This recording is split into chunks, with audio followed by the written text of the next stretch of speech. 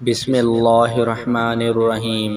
الحمدللہ چینل کے محترم عزیز دوستو، السلام علیکم۔ سورۃ فتح نبی کریم صلی اللہ علیہ وآلہ وسلم کو کائنات کی ہر چیز سے عزیز تھی۔ چنانچہ زید بن اسلم اپنے والد سے روایت کرتے ہیں کہ نبی کریم صلی اللہ علیہ وآلہ وسلم ایک سفر میں جا رہے تھے۔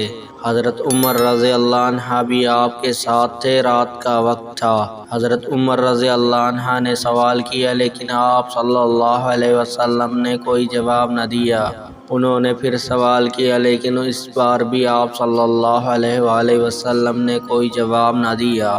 انہوں نے تیسری مرتبہ سوال کیا، تب بھی آپ صلی اللہ علیہ وآلہ وسلم نے تب بھی کوئی جواب نہ دیا۔ اس پر حضرت عمر رضی اللہ عنہ نے کہا کہ عمر کی ماں اس سے روئے، تم نے نبی صلی اللہ علیہ وسلم سے 3 مرتبہ سوال کیا، لیکن آپ نے انہیں کوئی کسی مرتبہ بھی جواب نہ دیا۔ حضرت عمر رضی اللہ عنہ بیان کرتے ہیں کہ پھر میں نے اپنے اونٹ کو حرکت دی اور لوگوں سے آگے بڑھ گیا۔ مجھے خوف تھا کہ کہیں میرے بارے میں قرآن کی کوئی آیت نہ نازل ہو جائے۔